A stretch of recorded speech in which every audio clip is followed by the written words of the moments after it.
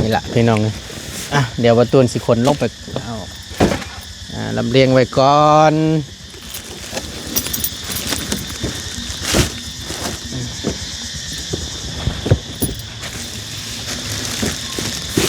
อยู่ในนี้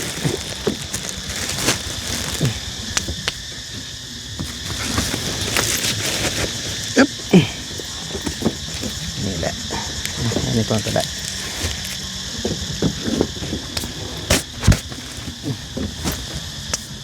นี่ตั้งผ่าน้ำแน่เอาไว้อยู่ห่มที่ก่อน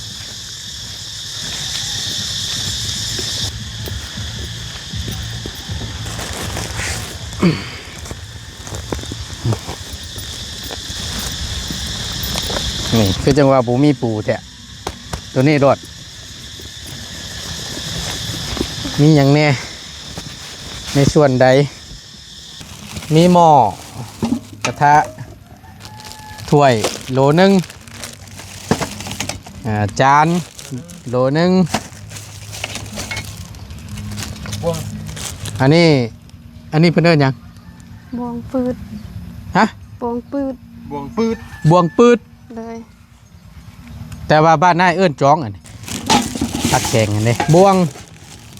2 โลนี่บวงน้องเอ้ยบวงของแท้นี่นะทำสิมืดแหละเอามาพี่ละบันนี่มีแต่ว่าทั้งเบิดทั้งมวลเด้อน้องเด้อทั้งเบิดทั้งมวลก็อยากให้เจ้าเด้อนี่แหละแนมกล้องนี่นบมือขอบบุญขอบคุณทางพ่อกับแม่เพิ่นแน่เพิ่นชดช่อยมาในครั้งนี้ชิบะได้ปันได้บ่เป็นหยังมีแต่ว่าพังเด้ออันเครื่องของทั้งเบิดทั้งมวลในมื้อนี้ทั้งหมอแหกแต่กระโปะทั้งศาสตร์ทั้งอันมอนในส่วนนี้ก็เป็นทั้งแม่ติ๊กกับพ่ออำพรเด้อแม่ติ๊กกับพ่ออำพรเพิ่นก็เป็นคนลาวนี่แหละน้องเอ้ยเพิ่นก็ไปเฮ็ดเวียกเฮ็ดงานอยู่พุ่นต่างประเทศพุ่นเด้อก็มีแต่อยากให้เจ้านุบมือขอบบุญขอบคุณให้คำอวยพรอวยไสทางพ่อกับแม่เพิ่นแน่ล่ะเอ้ยเว้าผ่านนี่แหละเด้อเพิ่นเบิ่งอยู่เด้อให้เพิ่นอยู่ดีมีแฮงนั่นแหละอวยพรให้เพิ่นแน่เอ้าเว้าผ่านนี่แหละน้อง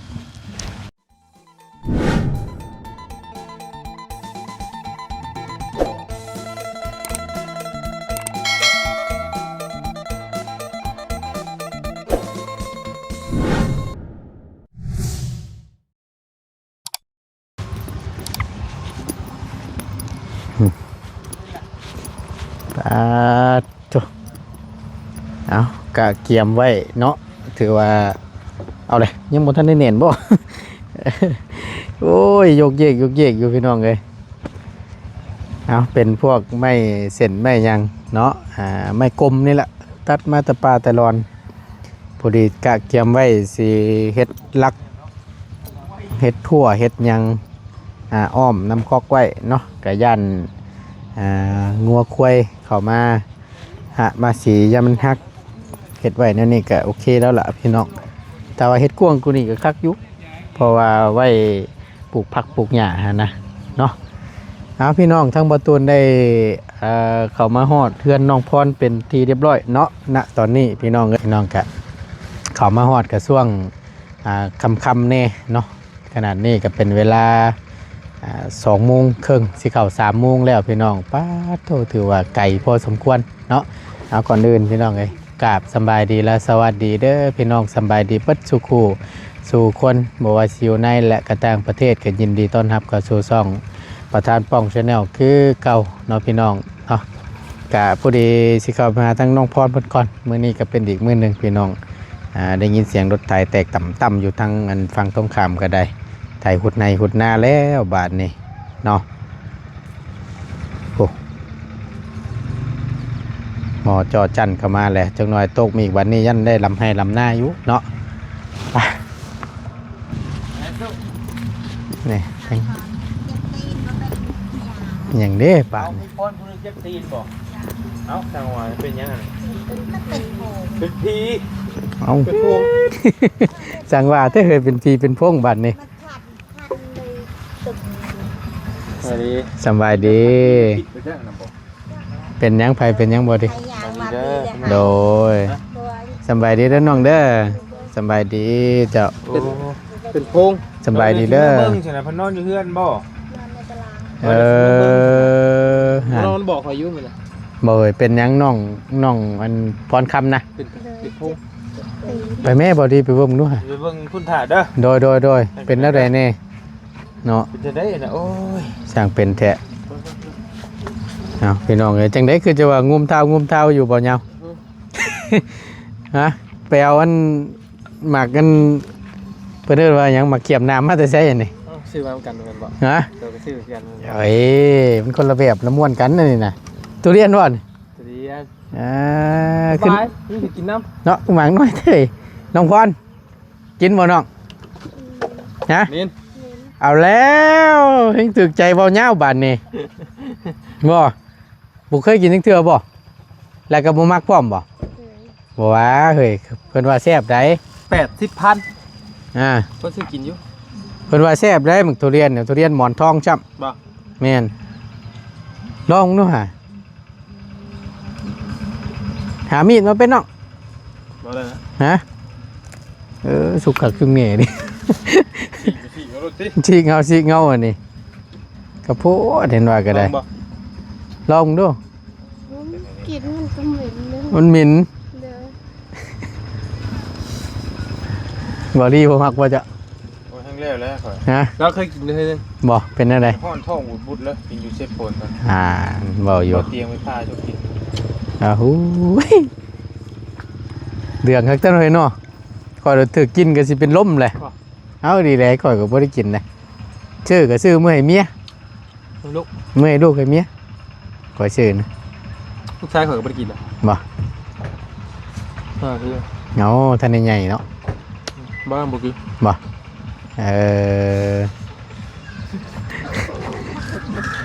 โอ้เห็นเราใส่หล่นเนาะบ่ได้ๆก็บ่คือได้ ฮะ บ่คือ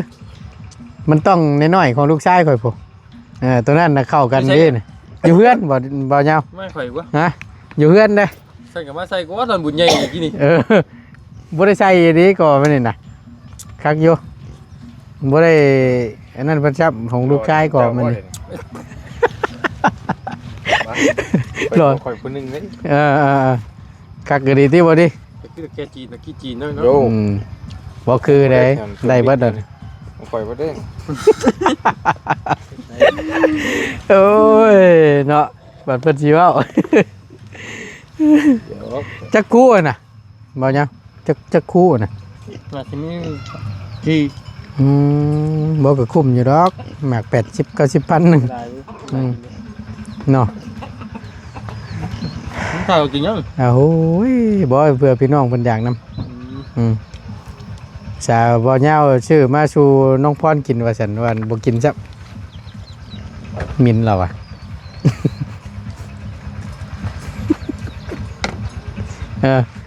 ลองแน่นเนาะ กินมันก็เหม็น ฮะ กินมันก็ ตึกกินก็สิเป็นลมแหละอ้ายแล้วกันบาดนี่ โอ้เท่บอย กินข้าวกินน้ำแล้วบ่ได้ยังกินน่ะ กินลูกตัวไปอันนั้นเป็นอะไร ฮะ เป็นไปบุญ อันใดก็ ลูกตัวไปบุญคนตาย เมตู้ไปบุญคนตาย เด้อ ไปเฮือนดีนั่นบ่ เด้อ คนตายบ่มื้อนี้ อยู่ในบ้านนี่บ่เนาะ บ่ดูร้าน อ๋ออยู่พะลานพู้ เด้อ มื้อเช้านี่บ่ เด้อ กินเพิ่นพี่น้องเอ้ย ได้ยุกินมันน่ะข่อย ฮะบ่ปานใดดอกข่อยถือกินจนวินหัว มาพี่น้องคำว่าเพิ่นว่ายันเป็นลมมันน่ะได้ดีได้เมาเท่าใดนั่นน่ะอันนี้ก็ผู้บ่มักก็บ่มักเลยพี่น้องใจอันพ่อกับแม่เจ้าไปไสซะไปให้ยังบ่แล้วบ่ อย่าง ยังอยู่ เด้อ ประมาณจักมื้อนั้นมันปลูกข้าวให้ นี่ก็หลายมืออยู่เพราะว่ายังเสียยาย อ๋อ ตอนฝนตกตอนนั้นไปสักให้แม่ตูเลยไปได้สักให้แม่ เสียหญ้าให้ไปนำ โดย เพิ่นหญ้ามันขึ้นนำเนาะ โดย ทั้งเสียทั้งนำไปนำบ่อนะผู้น้องเจ้าเป็นอะไรคือจังหวะเจ็บแข้ง แล้วเป็นพีในตีนหมดโชว์เบื้องนึงจะเป็นอย่างเราคันเบื้องนึง บ่ว่า แล้วเรายางบันไดแล้วเราให้เมื่อกี้นี่ บ่ เหนื่อย เจ็บแฮง คือเจ็บแห้งแล้ว ใช้มือบ้านนี่คือจังว่าเห็นแล้วอัน เหนื่อย ช่วยเฮ็ดเวียกเฮ็ดงานนํอยู่ เลยแต่ว่าเราก็เจ็บนิดนึงเมื่อวานนี้ เจ็บอยู่แต่บ่แฮง เลย มีมื้อนี้แต่เจ็บแฮงเป็นฝีซั่นบ่เนาะ เลยบอลนี้ เป็นอยู่ในอันแบบแข้งนี่ ในตีนในบอลนี้มัน อ๋อหลังตีนเลย เลย เด้อเบิดช่องข้างเลยบ่น่ะ เลยครั้งหนึ่งเราคัน อันนั้นแหละมันอยู่ไอเก่าเนาะ เลย ข้างหนึงน่ะคัน เลย ข้างหนึงน่ะเจ็บ เลย เจ็บแฮงจนให้ เลยบอกให้เรามาพิมพ์กินเราหายเราเจ็บเต็ม เอาผู้ดีแล้วเดี๋ยวให้ทั้งบอดี้เพิ่นไปเบิ่งก่อนพี่น้องจักเป็นจังไดแน่ปกติแล้วตัวนี้ก็ได้เป็นอยู่หมองตีนช้ำเนาะบอกขอโทษนำไม่ได้พี่น้องไปหันเป็นอีกก็สิยากลำบากอีกเจ็บเพื่อนก็บ่ตนเจ็บมันขอแข้งนี่แหละโอ้โธ่เพื่อสิย่างได้เยกได้นี่ก็ทรมานแท้ๆช่วงเฮารับน้ำหนักน้ำแน่แข้งเฮาน่ะพี่น้องเอ้ยห่วยคือจะว่าม่วนแต่เฮ้ยมื้อนี้มีงานบ่ ก็จะเปิดตู้ใช่ ฮะ เปิดตู้ใช่ บ่ โดย มาแต่ละมื้อคือบ่ได้ยินเสียงตู้ซะดอกมามื้อนี้ได้ยินเสียงตู้มื้อนี้คักโว้วัยรุ่นเพิ่นได้หั่นเนาะ โดย บ่ได้ออกให้ออกหน้าบ่ ช่วงมันพี่น้องเอ้ยเห็นแต่ไม่ตู้ดอกย่างมาบอกเมื่อกี้นี่เนาะว่าไปเบิ่งแหน่ว่าซั่นเจ็บแข้งมันโดดโอ้คือว่าจังไดลูกแล้วก็อยู่หั่นบ่ เราไปให้น้ำแม่ ไปให้น้ำแม่ เลยแล้วเอาบะไร เบิดแล้วบ่นุ่มเพิ่นนั่นเตียนทั้งง่ายชื่อให้ แล้วเมื่อเช้านี้เราพากให้เป็นตู้ซื้อนมบุหรี่ ประมาณ 2 ปอง 2 ปอง เลย กินนมเด็กแต่ซอยหั่นบ่ แม่นมบุหรี่ นมตามมะลิ เลย เอาเด็กแต่ซอยเพิ่นบ่ได้กินบ่ กิน กินคือกัน เลย ควบคู่กันไปน้ำสิบ่ไม่แต่ผสมใส่ให้มันแบบมันนั่นเนาะพอดีเนาะกินนมตามะลิว่าสันนมเด็กซอยก็กินไปน้ำพี่น้องมันก็ให้เอานมมันตางว่าแดงเด้อบ่ตูนเด้อว่าสันมีประโยชน์ต่อเด็กน้อยว่าสันนมเด็กซอยนี่ก็มีอยู่แต่มันบ่ร้ายว่าสันมันก็สิไข่กว่านมมันนมป่องอยู่แล้วเนาะ โมโหแบบไม่เคยให้ใครกิน ฮะ เราไม่เคยให้ใครกินแล้วโมโห เพราะว่านมตามะลินี่ก็มันก็บ่มีหยังได้พี่น้องมีแต่หวานเฉยๆพอมันนี่นะมันดดอันนั้นครับเดี๋ยวพูดนึง สองพวก โอ้ยนั่นแหละเอาไว้ให้เมียเจ้านั่นน่ะ เดี๋ยวนอนเมียหอยแล้ว อ่า หอยได้เมียเจ้า บ่ข่อยก็เตรียมไว้ให้แล้ว โอ้ยนึกว่าน้องพรเพิ่นสิกินมักทุเรียนสิหรอกพอดีแวะมานี่ล่ะพี่น้องก่อนสิเข้ามานี่พอดีเจอหั่นเพิ่นขายก็เลยแวะลงไปซื้อน้ำถามเบิ่งว่ามันเท่าไหร่หั่นน่ะมันเห็นว่าหมากหนึง90,000มันบ่ฮอดโล ก็เลยแวะซื้อเอามาก็ว่านึกว่าน้องพรมันสิกินน้ำบ่ยาวลงมาว่าบ่กินจับบ่เคยกินเลยดิติถึกกิน ไม่เคยถามว่าเพิ่น ฮะ ขายเท่าไหรไม่เคยถาม คิดว่าแพงเราไม่เคยถาม เห็นอยู่เพิ่นขายนะ เลย แต่ ไม่เคยถาม บ่เคยถามจักเทื่อ เลย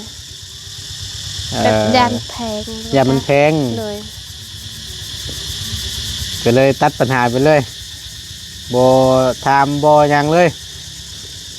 มันก็แพงอยู่หั่นแหละน้องเอ้ยแล้วก็บ่เคยกินพร้อมติคือบ่ลองเบิ่ง เหม็นจริงๆกินมันก็เหม็น มัน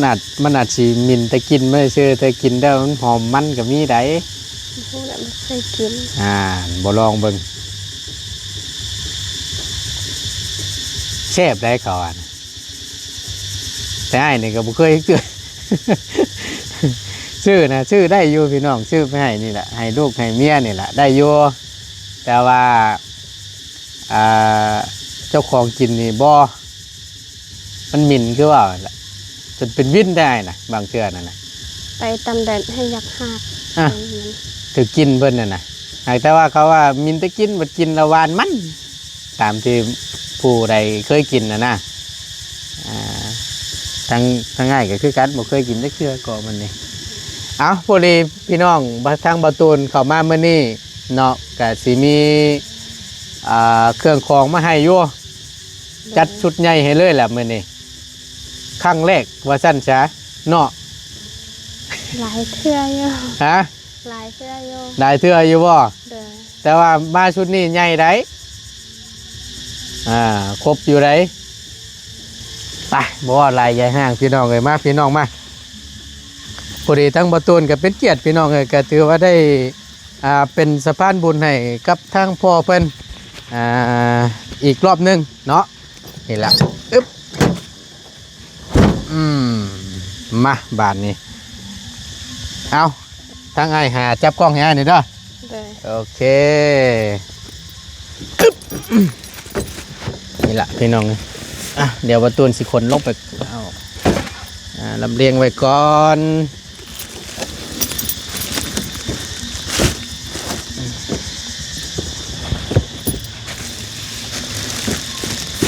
อยู่ในนี้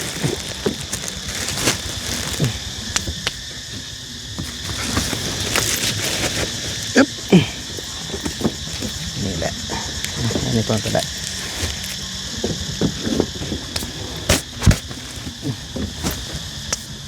นี่ตั้งผ่าน้ำเน่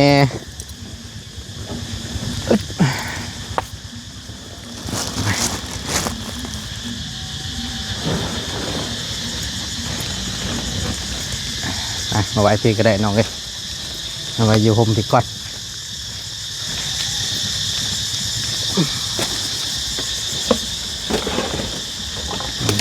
เอาไว้ก่อนเด้อสักหน่อยเด้อ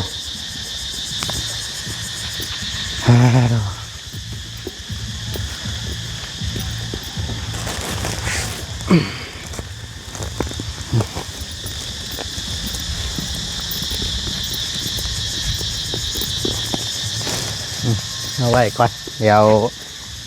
สิจกออกมาเบิ่งอีกหอมหนึงอันนี้จะเป็นสระนี่คือจังหวะปูมีปูแท้ตัวนี้รด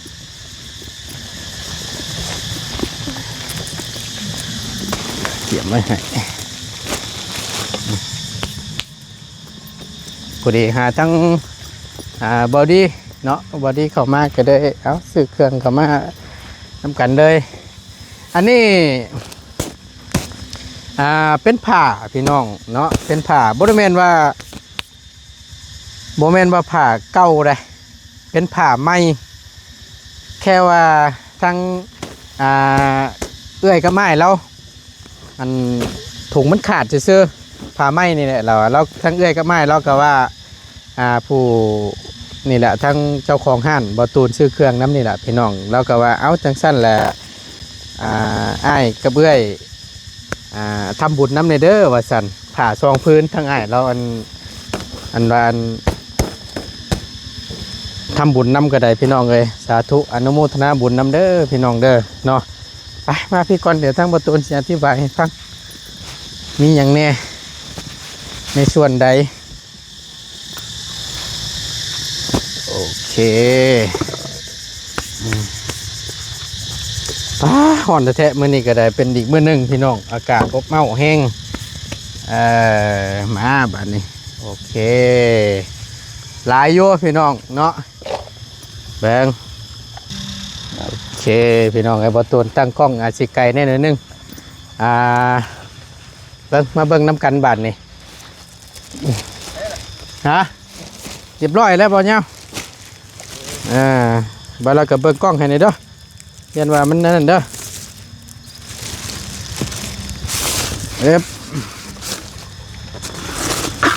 อันนี้ มาพี่ละมาอยู่พี่ก็ได้โอเคประตูนหาตัวมอนอันนั้นบ่มีพี่น้องเลยเอาเป็นมอนอันนี้มอนไทยนี่เขา มันไทย บัดแต่สิเป็นมอนลาวแล้วบัดตามที่ให้เราว่านี่แหละ มักขนาดเนาะเสือถึงเนาะ นะเสือโปรดแล้วน่ะ ซื้อเองบ่ เลย สักหน่วยนี่ เป็นซื้อใส่ตลอดแล้วเสือ หนึ่ง นะ สองตีรุ่นละ ออกแล้วเป็นยังบ่ตู่ ฮะ เป็นเก็บเขา ก็ได้ออกตัวนั้นแล้วเนาะ ที่น้องเพิ่น โด ก่อน ย ถ่ายรูปให้ห้อยก่อน นี่หน่วยอยู่นี่ โอ้บ่อยากตื่นแล้ว นุ่มจำเนาะหาเก็บไว้ก่อนล่ะ นี่ตัด นี่แน่ตอนนี้เก็บไว้ว่าเราก็ไว้ใส่อีกแกมึงดูนั่งตัวน่ะมีอย่างนี้ อ๋ออันนี้ งูมีวะเพื่อนก่อนก็ยังงูมีแต่หนูงามก็ยังรออยู่ ทานกันนี่ มีครบ มีน้ำมันพืชบ่ ยังอยู่เดี๋ยวรอบหน้าก่อนมื้อนี้เผาแห้งเหมือนสิค่ำเลย สวย บ้านเจ้าเอิญยัง เกิน บวง อะไรก็ บวง บวง เลย ห่วย บ้านไอ้จอกเนี่ย บ้านนายเอิ้นจองเลยนะ8 หน่วย เครื่องคั่วเนาะมันนี่ แมน คั่วทุกเครื่องก้อน จัดชุดใหญ่ให้เพิ่นก่อน บ่เห็นแต่โป๊ะ ครบเลยบ่เนี่ยเว้ยจ้ากระทะทอดไข่ บ่ทอดไข่ก็ได้แต่ว่า กับมันได้อยู่หากแต่ว่า ตัวตั้งแต่กระเทียม ได้คือกันได้คือกันนี่ละมีทั้งเบิ่งเด้อมีหม้อกระทะถ้วยโลนึงจานโลนึง บวง อันนี้เพิ่นเอิ้นหยัง บวงปืด ฮะ บวงปืด บวงปืด บวงปืด เลย แต่ว่าบ้านนายเอิ้นจ้องอันนี้ตักแกงอันนี้ อยู่ไทยใช่ไหม ชุดไทยก็เอิ้นอันทับพี่ ตัดที่แล้ว แม่นบ่ตัวนี้เด้ บวงคือกัน บวง ห้องบวง เลย บ้านเท่าเดิม บ้านเฮานะตะเหลว อยู่ไทย จังหว่าเด้อตอนนี้เนาะ ตะลิว ตะหลิว นี่แหละครบพี่น้องเลยเนาะกันในอีกส่วนหนึ่งบวง นี่บวง 2 โลนี่บวงน้องเลย เลย บวงของแท้นี่นะ บวงเกย ฮะ บวงเกย บวงเคย นี่โลนึงบวงเกย เลย แต่ว่าเฮาเพิ่นเอิ้นบวงซื่อๆเนาะบวงซื่อๆครบนี่อันนี้เป็นตะกร้าไว้ใส่ยามเฮาล้างถ้วยล้างบวงเด้อเอาไว้ซั่นไว้ให้มันจะเล็ดนั่นแหละแล้วก็พร้อมกับสาดน้ำเน คือชาไปปูนอน สาดไว้ปูนอนนั่นนะพี่น้องเลยเนาะ ได้กากับ ปูนอนจะได้กระดาษ กับกระโตกไว้ใส่ยามกินข้าวกินน้ำเนาะแล้วก็ยังเดืออยู่ที่ยังบ่ได้มื้อนี้ทั้งบ่ตูนก็ นี่แหละซึ่งประตูแล้วเนี่ย ยังอะนะ ขวด ไว้บ่มีอยู่หวดยังเดือจอกแล้วก็กับติ๊บเข้าวเดี๋ยวทั้งบ่ตูนสิเบิ่งมาให้อยู่เพราะว่าซื้ออาหารเราผัดขาดพอดีหันนะแล้วก็ร่วมทั้งอันผ้าห่มทั้งเอื้อยก็ไม้แล้วเนาะทั้งผู้เจ้าของห้านที่บ่ตูนซื้อเครื่องซื้อของน้ำนี่แหละเพิ่นก็อนุโมทนาบุญน้ำกับซอยน้องเพิ่นผ้าห่ม2 พื้นในครั้งนี้ก็ได้เนาะก็ถือว่าในส่วนใดที่ยังขาดเดี๋ยวทั้งบ่ตูนสิจัดแจงมาให้อีกเนาะมื้อนี้เอาสำนี้ไปก่อนพี่น้องเอ้ยกับข้าวน้ำแน่นแหละสิค่ำสิมืดแหละเอามาพี่ละบัดนี่มีแต่ว่าทั้งเบิดทั้งมวลเด้อน้องเด้อทั้งเบิดทั้งมวลก็อยากให้เจ้าเด้อนี่แหละแนมกล้องนี่นบมือขอบบุญขอบคุณทางพ่อกับแม่เพิ่นแน่เพิ่นชดชอยมาในครั้งนี้ ชิบะได้ปันใด บ่เป็นหยังมีแต่ว่าพังเด้อ เลย อันเครื่องของทั้งเบิดทั้งมวลในมื้อนี้ทั้งหมอแหกแต่กระโปะทั้งศาสตร์ทั้งอันมอนในส่วนนี้ก็เป็นทั้งแม่ติ๊ก กับพ่ออำพรเด้อ โดย แม่ติ๊กกับพ่ออำพรเพิ่นก็เป็นคนลาวนี่แหละน้องเอ้ยเพิ่นก็ไปเฮ็ดเวียกเฮ็ดงานอยู่พุ่นต่างประเทศพุ่นเด้อ โดย ก็มีแต่อยากให้เจ้านุบมือขอบบุญขอบคุณให้คำอวยพรอวยไสทางพ่อกับแม่เพิ่นแน่ล่ะเอ้ยเว้าผ่านนี่แหละเด้อเพิ่นเบิ่งอยู่เด้อ โดย ให้เพิ่นอยู่ดีมีแฮงนั่นแหละอวยพรให้เพิ่นแน่เอ้าเว้าผ่านนี่แหละน้อง โดยต้องขอบอกขอบใจหลายๆเด้อพ่อแม่ที่ช่วยลูกขอให้อยู่ดีมีแห้งความเจ็บจะได้ความขายอยาให้มีขอให้ร่ำขอให้รวยเด้อสาธุ โอ้ สาธุ หลายกว่าเก่าได้เนาะ หลายกว่าบ่เมื่อวานนี้ได้หน่อยบ่ ของมึงมันจะเป็นซ่อนอยู่ โด เนาะ ย ฮะ เป็นดอก อยากอาย บ่ต้องว่าบ่เป็น เว้าบ่เป็น โดย มีแต่ว่านี่แหละค่อยๆเฮียนค่อยๆฝึกไปเด้อ โดย ก็บ่มีหยังหลายหรอกก็มีแต่ให้พ่อกับแม่เพิ่นอยู่ดีมีแฮงนั่นล่ะให้คำอวยพรอวยไสกับพ่อกับแม่เพิ่นแหละเด้อ ของมึงมันจะเป็นซ่อน ก็บ่มีหยังหลายเนาะ เนี่ยแล้ว ดีใจอยู่บ่ โดยดีใจ ดีใจเนาะ โดย จัดชุดใหญ่ให้น้องเพิ่นในมื้อนี้ก็ได้พี่น้องเนาะก็ในส่วนใดที่ยังบ่ทันได้ครบเดี๋ยวทั้งบ่ตูนสิจัดสรรหามาไว้ให้อีก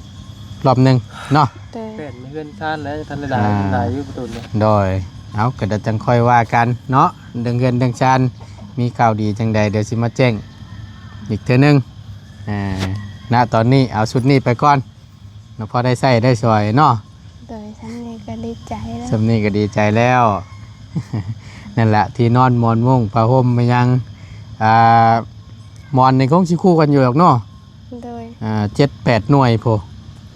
แล้วก็ศาสตร์น้ำแน่3พื้นพี่น้องเนาะโดยเครื่องครัวนี่แหละเอาก็ถือว่าเอามาให้ฮอดเป็นทีเรียบร้อยในชุดนี้เนาะก่อนเดินทั้งบตูนก็ขอบบุญขอบคุณขอบอกขอบใจทั้งพ่ออมพรกับแมติกเด้อเนาะที่ให้ลูกเป็นสะพานบุญให้ในครั้งนี้เนาะก็ขอให้พ่อกับแม่เนาะจงอยู่ดีมีแฮง